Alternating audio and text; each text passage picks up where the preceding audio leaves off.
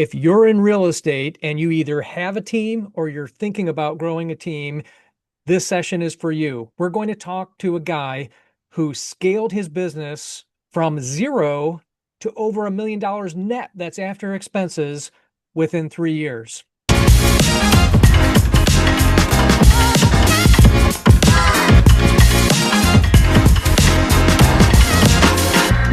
Hey everybody, Mike Ferrante here with LPT Realty and the Mike team. We are real estate agents based out of Ohio. So if you have a real estate need in Ohio, go to 21mike.com, click that button at the top and schedule an appointment with me or someone on the team. And as you guys know, we like to bring amazing guests on and let them pour their knowledge on us. And today I have probably my most amazing guest ever.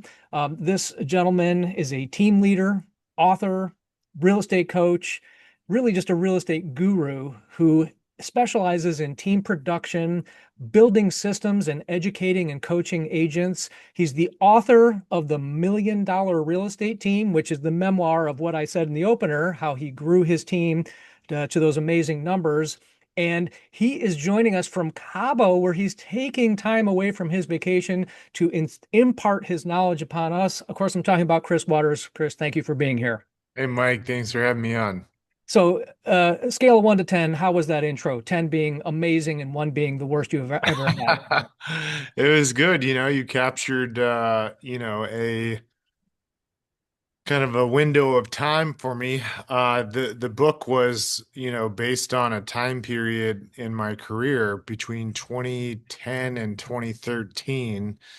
And yeah, shortly after that, I wrote that book with Bradley Pounds. And for anybody listening to this, uh, I started that team on a red IKEA couch and had very little money in the bank. I think I was worth more dead than alive.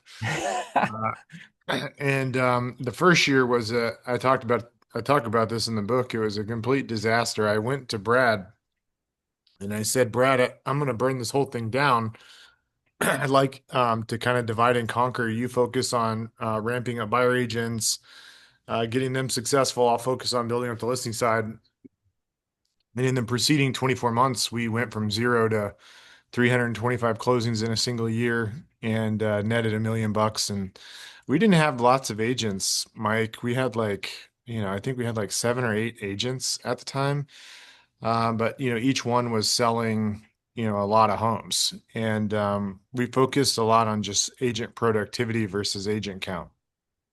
Yeah, and I think that's one of the big mistakes that team leaders make is what they focus on. So of course we're going to dig into what you do, the book, the new app that you have out, because stay to the end of this interview because there's an amazing new product that Chris has out there and it's available for your phone. And it, as you explained it to me, I thought, wow, this kind of takes a step out of the whole recording a conversation with Claude and then plugging it into AI. And, Yeah. it's a great coaching tool. So make sure to stay tuned for that. So let's take a step back. You started in Austin, and that's where your home base is, right? Yeah, I graduated college, joined a team as a buyer's agent back in 2006. Interesting. And yeah, it'll be 20 years this December since I got licensed. So talk about that for a second, because our audience, obviously I'm sure team leaders are going to be listening to this, people thinking of starting a team. But talk about starting as a teammate. Do you think that was a good move or do you regret that decision? Um, I think it was a great move. I was not very humble or coachable at 21 years old.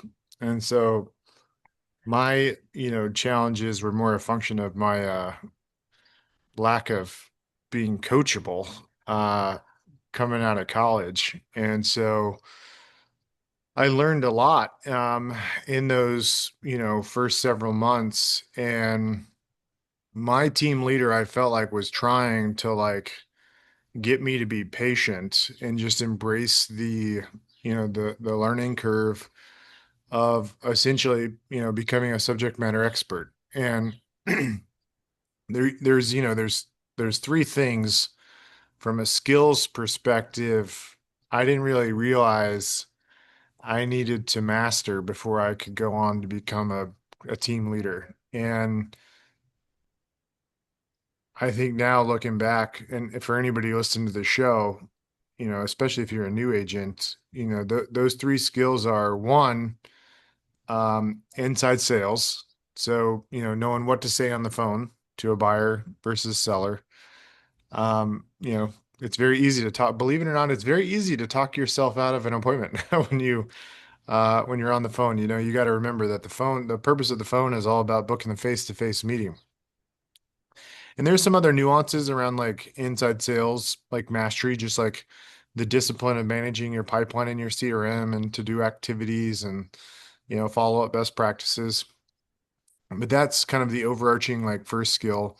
And then the second skill is, meeting a complete stranger face to face and getting them converted into being a client. And there's a lot of people out there that come into real estate and they work their only their sphere of influence, and those are obviously the easiest ones to win.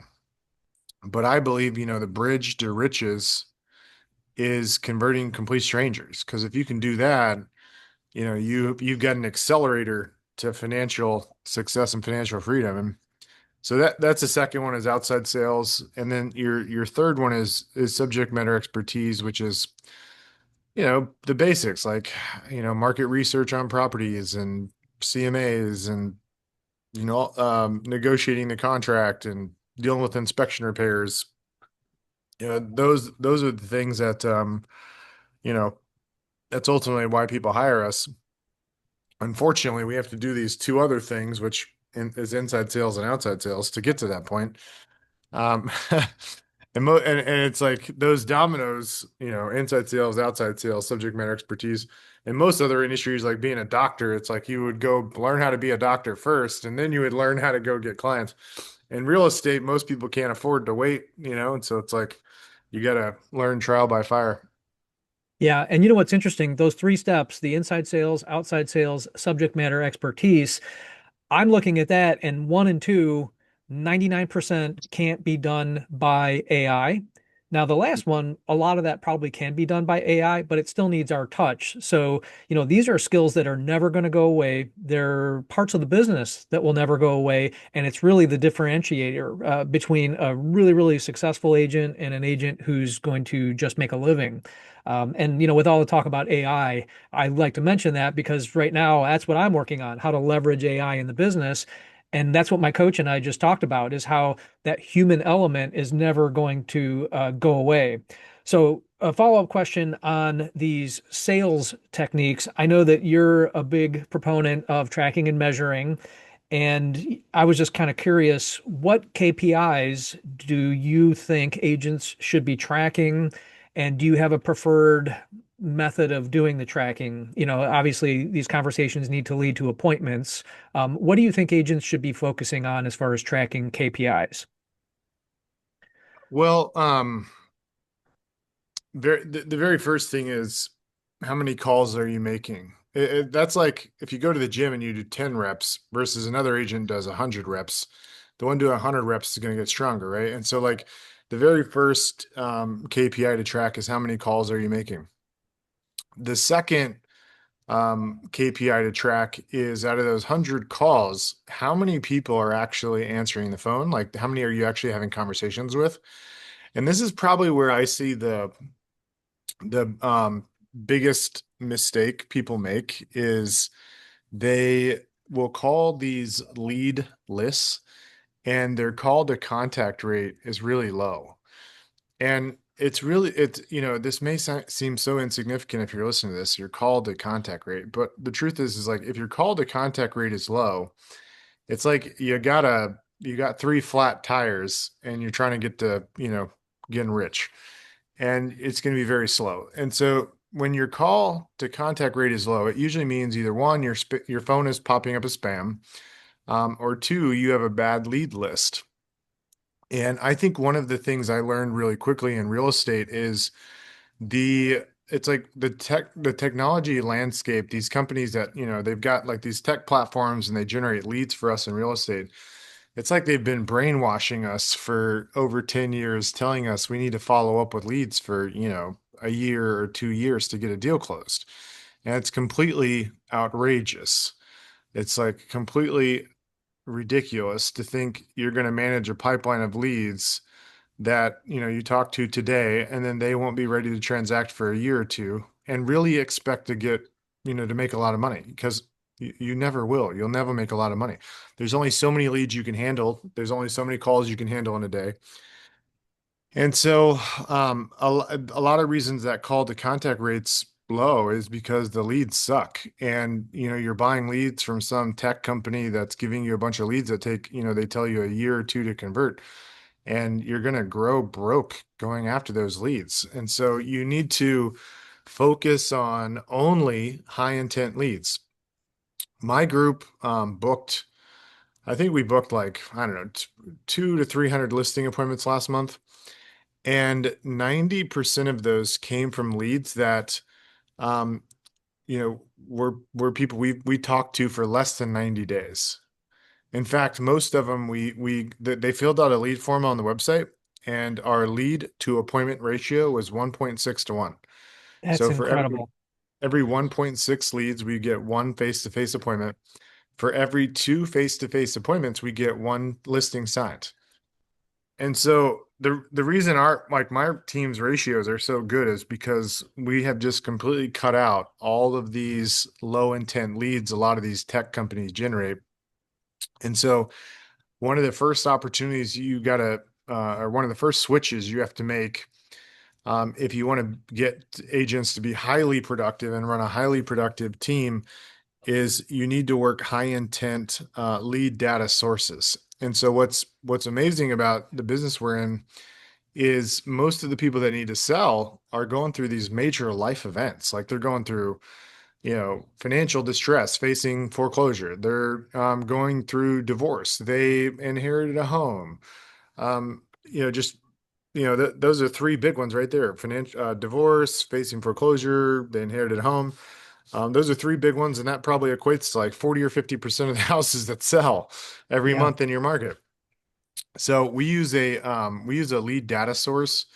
You can go to abouttosell.com, and basically what it does is they will go and scrape the county courthouse records for any county courthouse. Like they scrape the clerk's records, and they pull in the name and address and contact information for anybody that is going through probate proceedings, divorce proceedings, or is facing foreclosure. And so that's a lead data set where those people have a high propensity to sell. A very high percentage of them are going to sell, and they're going to sell in a very short time frame. Like that's not going to be a year or two. It's going to be like, 3 months, maybe some of them 6 months, but they're all going to transact really, really fast. And so, what we do is we actually we don't cold call any of those leads. We make them call us. And so first you buy the lead data, and you can go to, like I said, abouttosell.com and get it. And then what we do is we do a couple different things that I think are unique on the advertising front. First off, we will run what are called OTT ads, and OTT stands for over the television. And this is a relatively new phenomenon in the last couple of years, and a lot of people in real estate don't know about them. But basically, when you turn on smart TV, you have all those apps for TV, like Hulu and all these programs, and you can run ads on all of those streaming apps. OTT stands for over the television, over the television. And so you can serve ads using only the homeowner's address from those lists that you got from the county courthouse. And here's the other, so basically you're putting a TV ad on somebody's television. Now, most people would be like, oh my God, television's so expensive. This is where it gets really good. So we're paying $30 per 1,000 people that see our TV ad.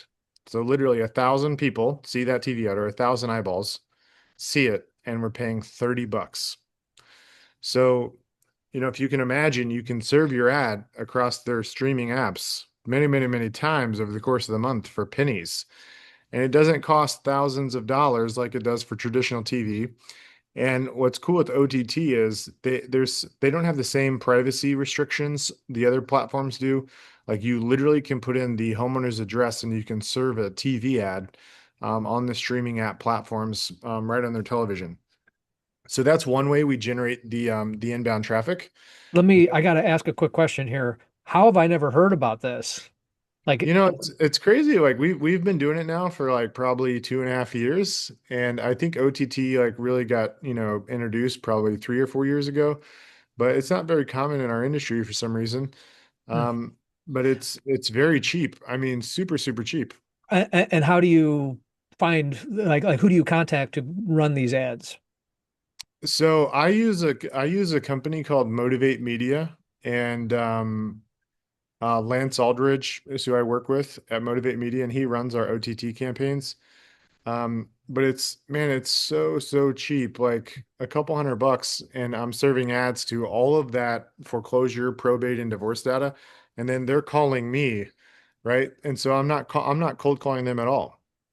The other thing we do is we send out direct mail pieces Mhm. to that list, and again, it's not like there's lots of people that are going through probate or divorce or foreclosure, right? There's a limited number of these opportunities on any given month. And so the most expensive thing I do is sending out handwritten letters. And we use this service that does the handwritten letter for us.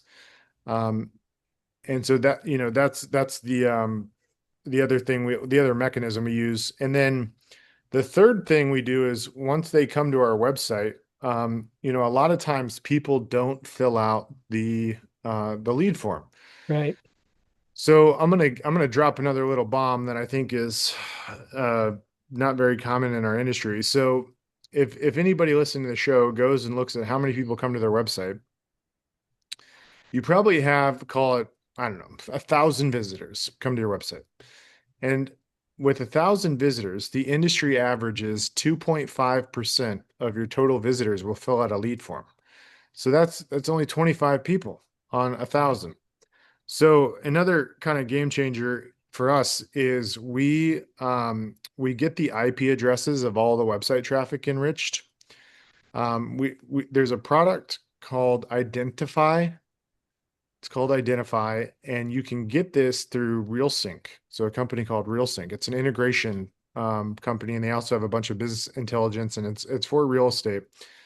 But hit up Scott at RealSync. RealSync is real and then synch.com. And I'm personally using this. And so basically, they put a pixel on your website, and um, again, most of the time you only get 2.5% of people, their information. When you put this pixel on the website and you get the IP addresses enriched, we're getting between 40 and 50%.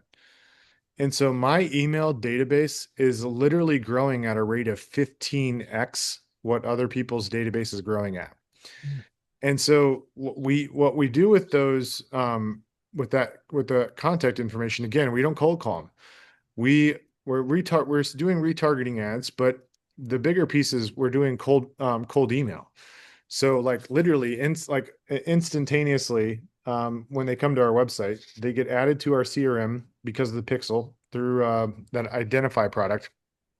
And again, this thing is so cheap. I think it's like, it's like it breaks down to being like $1 per IP address you get enriched. Um, I think I'm getting, just to give you all some context, and you get kind of as your number of leads goes up, your price goes down. I'm getting 1,500 leads a month enriched on my website, and I only have about 350 people actually filling out a lead form. Like last month, we had about 350 people fill out a lead form. Like I told you, my web lead to appointment set is 1.6 to 1. So we had roughly, whatever the math is on that, I think 200 some odd listing appointments. Um, and so only 300 some odd people filled out a lead form, but I got 1,500 contact records of people that went to my website.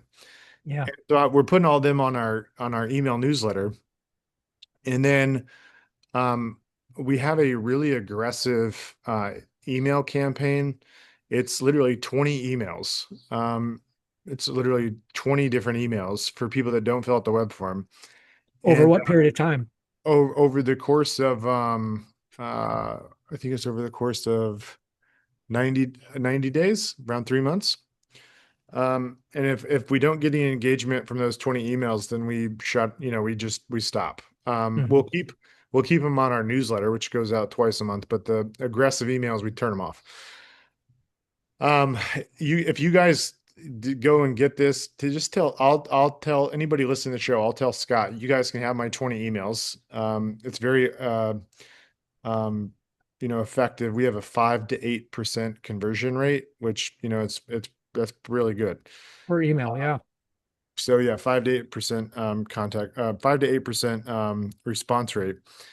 So anyways, the cold emails is another way we're hitting up the traffic coming to our website. And so um, our web visitor to lead form completion ratio is 5%. The industry average is 2.5%. And that seems so that might seem like insignificant to someone listening to the show right now, but it's literally means your revenue is going to double. You're going to double your revenue by on the front end of the funnel being able to get more people to actually, engage with you. And all of these things I've just shared are like super, super cheap and they generate people that call you versus you having to cold call somebody else. Yeah. And the thing I want to reiterate, it's the whole high intent aspect of it. We're out here chasing top of the funnel leads, spending hours and hours, days, weeks, and the whole story, and I got to be honest, Chris, I've bragged about, oh, I followed up with this guy for a year and he finally transacted. Now I'm realizing that's not a brag. It's kind of me chasing my tail story. So it's kind of interesting. Yeah. I mean, Yeah, I mean, definitely yeah, follow up I is think important. yeah, I mean that I think the reason why, you hear so many people say agents don't like to make calls, but I think the reason agents don't like the calls, and I know this because from personal experience being a buyer's agent back in '06, is because the conversion rate is so low and the Yeah. conversion timeline is so low, you're demoralized. And so I think most people that get into the industry are, want to succeed, but when you have such low conversion rates, you're not really motivated. So I think that's the first big opportunity switch that has to happen for teams and agents is go after high intent leads that are going to transact in less than 90 days. You need to ditch all these companies that are generating these crap leads that take 1 to 2 years to convert. Yeah. So one of my questions was going to be how to stay profitable while scaling. I think you just answered that question. So you've already, like you said, dropped bombs, which is you got to be careful about saying dropping bombs these days for multiple reasons.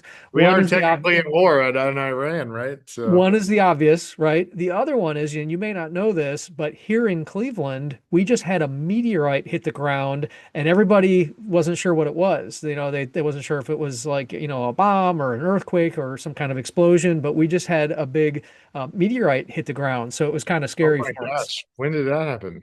Yesterday, I was actually outside taking the trash out and I heard it and I thought, well, that's weird. That's either like an attack or it is someone like dropping a big something on the ground. And I was pretty close. It was a meteorite. So yeah, Did it you made feel the the news. ground shake? It didn't quite shake. We've had earthquakes here. Obviously Ohio's not known for earthquakes, but it was deafening. Like you definitely took notice when the meteorite hit the ground. So it was like nothing I've ever experienced. What did it destroy?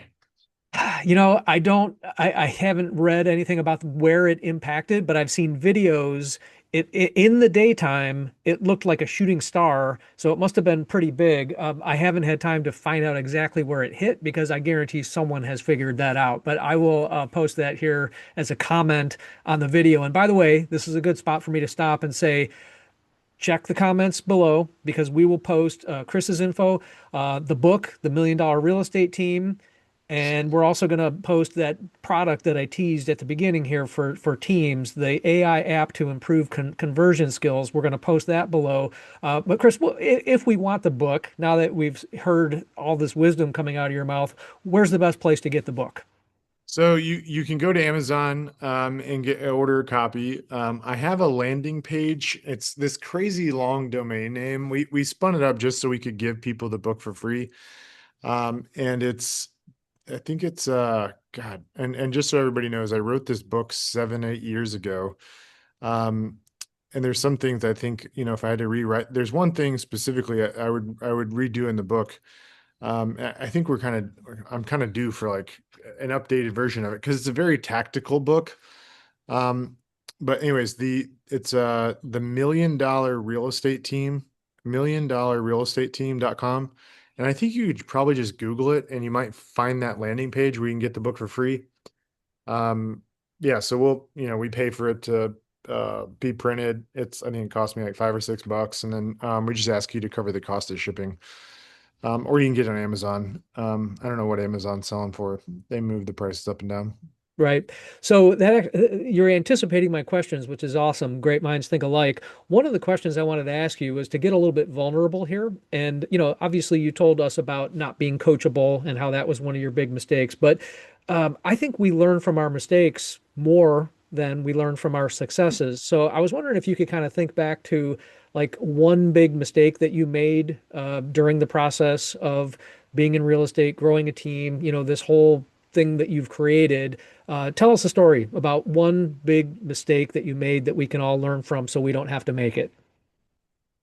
Oh man, there's so many. Um, See, it's good to I, hear though. Like here, you hear that, guys. Here's Chris Waters, who is flat out telling you there's so many, but yeah. pick pick one and lay it on us. Um, when I wrote the book and published that with my business partner Brad back in 2017, 2018, or somewhere around there, I didn't I don't know. I think I didn't realize something we were doing that was very unique, and I didn't write about it in the book, and I regret not doing that because after we published the book, we went on to help multiple teams across the US go from 25 home sales to 250 and 300 home sales in a year. So we helped a lot of people grow their business, like by a factor of 10x, and actually a lot of people more than 10x. And so it had a really big positive impact, but there were a lot of people that got stuck, and they got stuck somewhere between like 125 and 175 deals. Like I had an alarming number of people that got stuck there.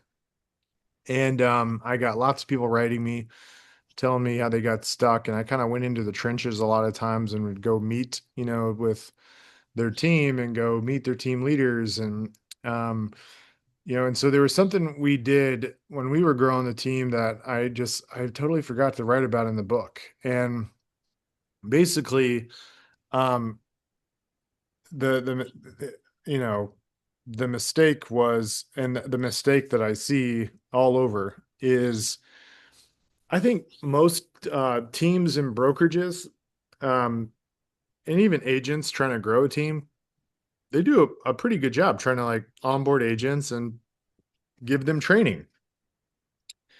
And I think our industry is prolific with training. But there's something I kind of realized this past year that is missing in our industry.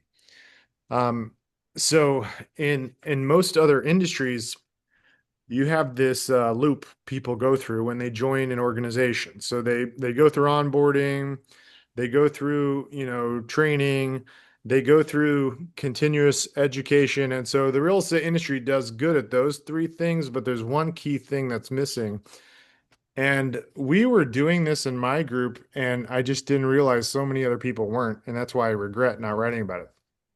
And what that last thing is enforcement. And so, again, in most other industries, you do training, onboarding, continuing education, but the other industries have this enforcement mechanism. And what I mean by enforcement is like, in the leasing world with apartment complexes, they literally have mystery shoppers go to the apartment complexes and mystery shop Hmm. the leasing agents, and they don't do it like once every 6 months. They do it every month. And like the big property management companies that are just crushing it, the one thing they all have in common is they are inspecting what they expect. So they pour all this into training, and then they want to go inspect what they expect that people actually are taking what they learned and putting it into place, right? And so, you see these companies mystery shopping the leasing agents, and then the leasing agents get a scorecard based off that mystery shop. Mm. And then in other industries, there's ride-alongs. Like a ride-along is like where the team lead, for example, or sales manager rides along with the salesperson onto their appointments. And it's not something they do like only in month one or month two, month three. It's something they do year round, every year, no matter how long the agent's been with them. And so what I kind of discovered with a lot of the teams that were getting stuck is they did great at training, great at onboarding. They were doing like good continuing education stuff, but they weren't inspecting what they expected. And so, like the mystery shopping thing or the ride-alongs or manually listening to the phone calls. And it's that what I just mentioned, these are things you have to do year round, even if the person's been with you for like a year or 2 years or 3 years. It's something you're constantly doing. And then you have to give the salesperson feedback immediately. You can't wait like a week or 2 weeks to give them feedback. Like you need to give them that feedback right away so that you can lead the salesperson to self discovery. And then that's when adaptation happens and people absorb, remember, and then put in place, what you actually trained and taught them on. And so this enforcement mechanism in our industry is it's missing, and it's a function of you have so many agents per broker or designated broker, or Or you've got team lead. or you've got a team lead that's producing and doing deals, and they can't, daily listen to calls, they can't daily do ride-alongs. And so that's what ultimately, like, because I was facing the same challenge as most people, like as we grew, like we couldn't do as many ride-alongs, we couldn't listen to as many calls. And so it was hurting the conversion rates of our team members, and um was what it creates a lot of tension because you're like, telling your agent like, why aren't you converting? And then you're like saying like, well, what's the objection? And like you don't know for sure if the objection the agent gave you was the real reason the seller didn't hire you. And so we created last year we created this app for the mobile phone, and basically our agents download it, and it's got all their KPIs like appointments, appointment set, met, closed one, GCI, leaderboard. But the most important thing about the app that was a game changer for us is it's got a record feature. So the agent like hits the record button when they're walking into the house on the app, and it records the entire listing appointment. And it creates this like beautiful summary, like AI note style, right? That gets emailed to the agent. They can share it with their clients. They can share it with the transaction coordinator. But there's also this skills report card that is telling them what they did well and what they can improve upon. And so that this has been one of the biggest like surprises I would have ever expected, like the impact this has had. I've been going through the reports. Like I looked at one the other day, and this agent showed up to a listing appointment and got hit with the commission objection, and just didn't win the listing. And the AI coach said, you have to go through your entire marketing plan of how you're going to market the house. And in that specific instance, the agent spent all of their time building rapport and talking about the price of the house, but no time talking about what they were going to do to Value. help the seller, market the home for sale. And then I saw another one a couple days ago where the agent got into this, I don't want to say argument, but got hit with an objection around price. And the AI said, um, hey John, you didn't go through the active pending sold withdrawns, the CMA, net proceeds estimate, and market absorption report very thoroughly. You spent very little time going through market data. and you never ask the seller if they were a buyer, what would they pay for their own home after they've seen all of this market data? And so they, the listing agent got scored really low there because they didn't lead the seller to their own self-discovery of where the home should be priced. Chris, repeat that question because that's gold right there. The what would you pay? Yeah, so if you were a buyer and I had just shown you all this market data, what would you pay for your own home? That's a great question. I love that. I mean, one of the, the two greatest places people get stuck on winning listings is either price or commission. And on price, the greatest secret is leading people to their own discovery, through showing them the market data. 100%. And and then on the commission is only an objection in the absence of value. And so if you don't have any kind of iPad presentation walking them through what you're going to do to, position the home to get the most number of eyeballs and get the seller the best outcome, like of course commission is going to be an issue. So anyways, this app we created has been like one of those things like that. It's just been such an eye opener. And I think it could greatly improve the churn rate because I think a lot of people come into real estate wanting to succeed and they don't develop the confidence and they don't get the feedback very timely because everybody's spread pretty thin. Yeah, you call it enforcement, I call it accountability, whatever name you call it by, it's the one thing that we lack. And by we, I mean team leaders, brokers. It's been my struggle. When we talked prior to this call, I told you that was my big fault is that I do a great job training and coaching and getting them ready, but then I don't do a great job following up and helping them. And so the done for you aspect of this product is what's so intriguing. Because like you said, I've only got so many hours in a day. Imagine if I could offload some of that and delegate some of that to an app that's going to listen and give feedback like I would do. And I think that's the beauty of the app. So you told me look up TableOS in the Apple Store and Android store. Is that right? Yep. Yeah, TableOS, and it's integrated with OpenAI or ChatGPT, and we uploaded 10,000 plus hours of buyer appointments, listing appointments, buyer calls, seller calls. That went really good. And then we also uploaded a rubric for a buyer call, a seller call, a listing appointment, and a buyer appointment face to face.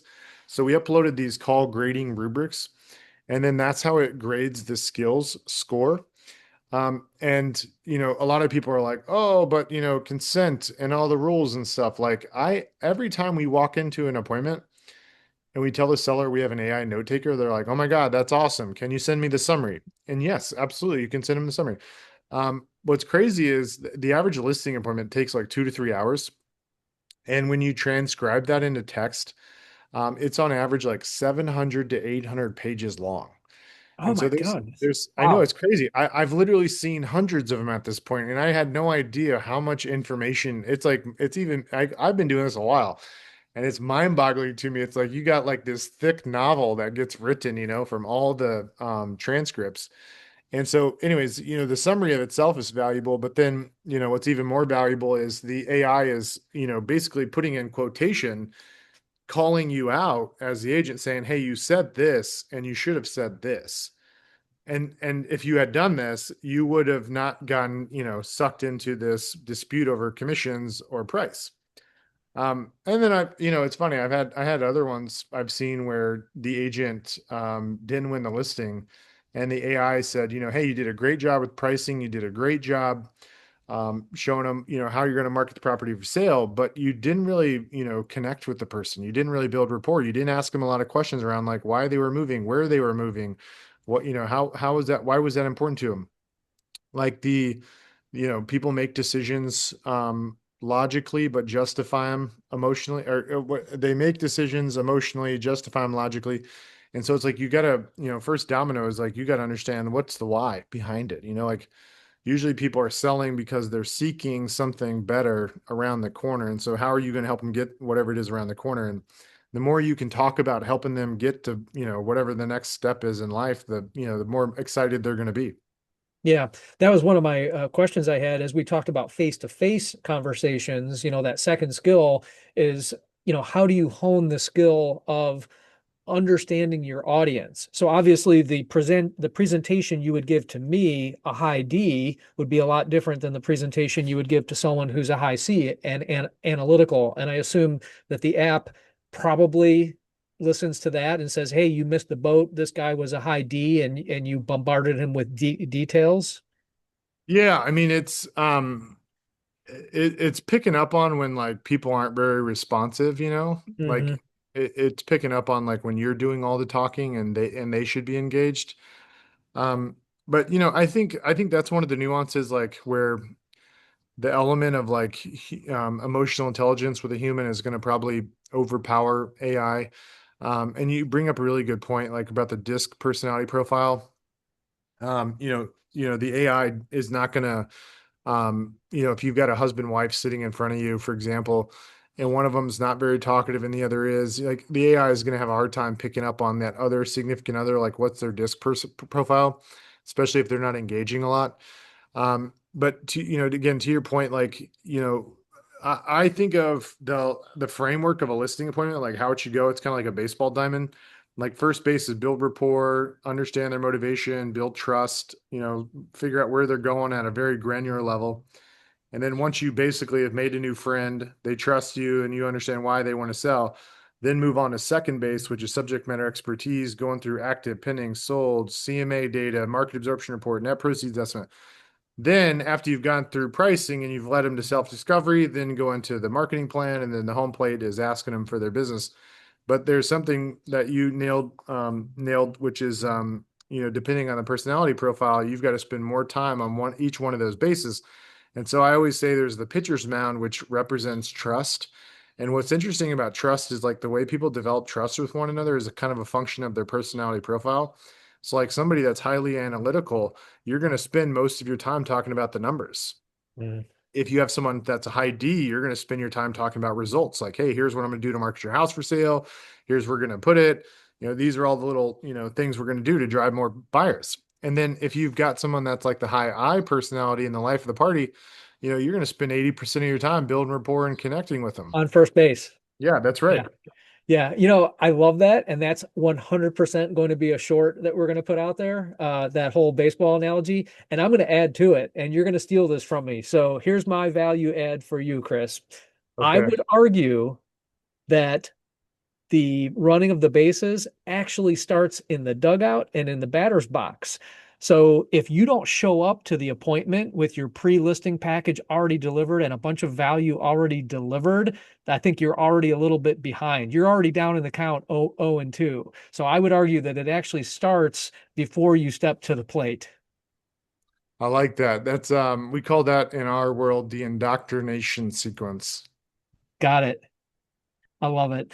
Well, hey, you have, oh my God, we got to do this again. I know you're in Cabo and I can't thank you enough for, I mean, I told you I was going to mention that. You see him squinting and don't feel bad for Yeah, Chris because I got the he, sun blaring at me. yeah, we're sitting here. It's like 30 degrees. We had snowstorms yesterday, meteor hit the ground, and all this stuff happened in Cleveland. And you're in Cabo, but taking time to impart your knowledge on us. And it was such good stuff. I want to just, we'll drop Chris's info. Don't forget the book, The $1 Million Real Estate Team, and the app. Go to the Apple Store, Android Store, TableOS. And it's a great tool for team leads, brokers to, Yeah, and it integrates with your CRM. It'll connect to any CRM, whether you got FUB, Lofty, KV Core. It doesn't really matter what CRM you're on. And then the other thing I mentioned, I think that's really important for people that are listening is the high intent leads. Go focus on high intent leads. About to sell.com. They'll scrape your county clerk's office. They scrape the county clerk's office, pull all those public records, enrich the information, and then you can market to it via cold email. Um, when you call Scott, just tell Scott to share our email drip sequence. So 20 emails. It's 20 emails. like Yep. the 20 cold email drip sequence we use. We get like a 5 to 8% conversion rate. And it's super. I mean, all the things I mentioned, I think are the cheapest, highest return on investment things you can do, like, things like leads on realtor.com, Zillow, like, they don't even come close. I mean, like our return on investment is, it's like 4 or 5x better than, buying leads from third party portals. And I mentioned the OTT thing. Like, I don't know why more people don't know about that. Again, it's like it's $30 per thousand. Um, it's dirt cheap. And these are how you generate the inbound calls. So you're not prospecting cold calling. And cold calling is just, man, it's getting so hard with iOS, right? Like just it's getting so hard to actually reach people on the phone. I have my call screener on my iPhone. Yeah, it probably hurts me because I'm missing calls, but I get your point. I feel I have a page of notes here that I feel rather selfishly that this was a one-on-one coaching session. So I feel like you'll be sending me a bill for this, but honestly, thank you so much. This was such good stuff, and we absolutely have to do this again. So thank you so Okay, much, Chris. Any sounds good. any so that was a good summary, but any final thought before we wrap up?